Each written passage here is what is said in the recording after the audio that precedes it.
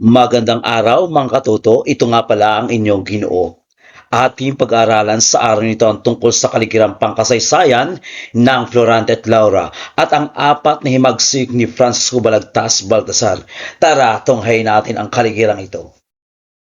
Kilala ang Florante at Laura na isinulat ni Francisco Balagtas Baltasar noong taong 1838. Sa gitna ng maigpit na kolonyal ng pamahalaan ng Espanyol sa Pilipinas, sa panahong ito, ang kapangyarihan ay nasa kamay ng mga opisyal ng Espanyol at mga praile. Kung kaya't ang mga Pilipino ay nakaranas ng diskriminasyon, mataas na buwis sa pilitang paggawa at kawalan ng kalayaan sa pagpapahayag. Dahil sa umiiral na sensura, hindi maaring lantaran ang pagbatikos sa pamahalaan o simbahan. Dahil dito, ginamit ni Francisco Balagtas Baltasar ang bansang Albania bilang tagpuan upang maitago ang tunay na konteksto ng kanyang akda at maiugnay ang pangyari sa kalagayan ng Pilipinas sa paraang hindi siya mapaparusahan. Malinaw ng akda ay sumasalamin sa sistemang feudal at kolonyal na umiiral noon. Ang pag-agaw ni Adolfo sa trono ng Albania ay maihambing sa pagmamalabis na kapangyarihan sa lipunan. Samantalang ang pagkabilanggo at pagdurusa naman ni Florante ay kumakatawan sa kalagayan ng mga inosenteng Pilipinong na parurusahan kahit walang kasalanan.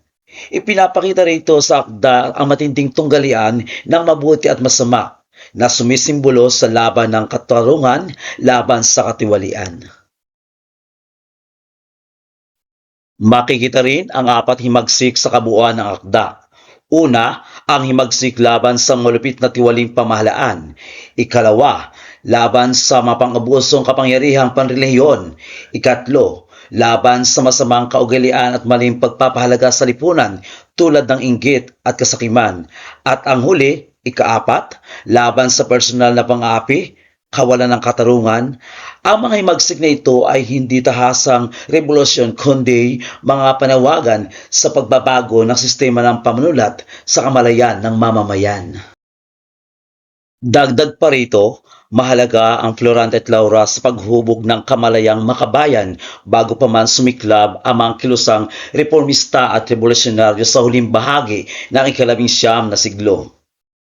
Bagamat hindi palantaran ang panawagan sa kalayaan, makikita na ang binhi ng nasyonalismo sa mga pahayag tungkol sa pag-ibig sa bayan, pagtatanggol sa dangal at paghangad ng makatarungang pamamahala.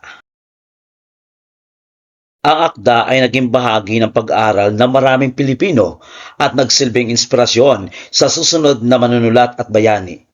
Sa kabuuan, ang Florante at Laura ay hindi lamang isang akdang pampanitikan kundi isang makasaysayang dokumento na nagpapakita ng damdamin, karanasan at paninindigan ng isang Pilipino sa panahon ng kolonyalismo. Sa pamamagitan ng matatalinghagang pananalita at masining na pagsulat, na ipapahayag ni Balagtas ang kanyang tahimik ngunit makapangyarihang protesta laban sa pang-aapi at ang kanyang pag-asa para sa isang lipunang makatarungan at malaya. Maraming salamat.